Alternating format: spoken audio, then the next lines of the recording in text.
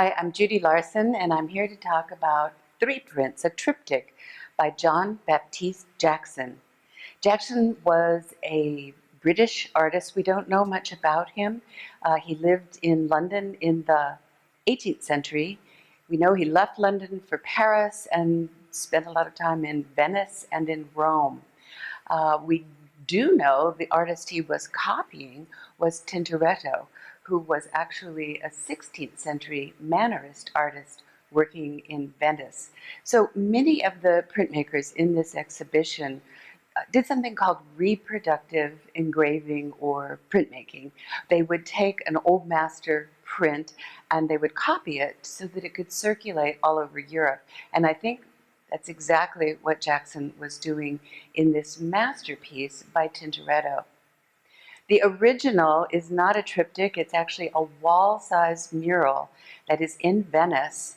And this is an interesting fact. It's in rooms that were used by a task force in Venice, just post-Renaissance, when the plague was such a scourge in Venice. And these men were tasked with keeping the plague under control. Sounds like a familiar story for today. Those rooms were decorated with a cycle of stories from the life of the Virgin, stories from the life of Christ, and then the culminating room was this wonderful panoramic view of the Crucifixion. So let's look at a few details, because one thing Jackson did for us is gave us wonderful details. The center panel is the actual crucifixion of Christ. And at the foot of the cross, we see Mary swooning, and her hand is being held by John the Beloved. This figure we think is Joseph of Arimathea.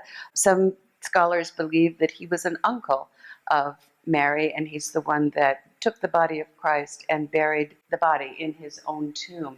The other women may be Salome, other Marys associated with the cross, and obviously Mary Magdalene, who raises her hands in alarm to see the suffering Christ on the cross. Over here to the left, we have the Sanhedrin and the chief priests sitting on a hillside watching.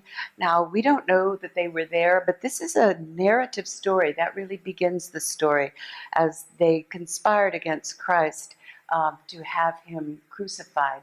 And of course, a very famous figure is the centurion. He's pointing his finger at Christ. And of course, he uttered those famous words, "Surely this was a righteous man." And then the thief that was on Christ's right hand, his cross is being lifted up here in the right-hand corner. Over here, we're not sure who all these people are. It looks like Roman soldiers. Some have exotic turbans on their head. It sort of reminds me of the beginning of Christ's life when the wise men came. It seems that this might represent wise people from all over the world paying tribute to Christ and the redemption that he would offer the world. One thing that's been written a lot about this print is in the details, that the carpentry tools are exactly the right tools and done in such exact replicas of what those tools would look like. So here's what I imagine about this print. The original, as I said, is a full mural. This is a triptych. And so think of these maybe being hinged and put up in a family dining room or living room, where it would have been a place for contemplation and prayer and to think about the passion of Christ. To my mind, it's very cinematographic. It sort of tells the whole story, starting with the Sanhedrin, going through the centurion, the people at the foot of the cross, and other onlookers. There would be a lot here to meditate upon. The technique is also quite unique. Jackson had developed something called chiaroscuro woodcuts, but what he did that was different is he printed with oil colors, so he got these rich, deep colors, and it looks a lot like a wash drawing, even though it's reproducing a painting which would have had multiple colors. But this, to my mind, is a real prize in the Perry collection, and so glad that they could share it with us.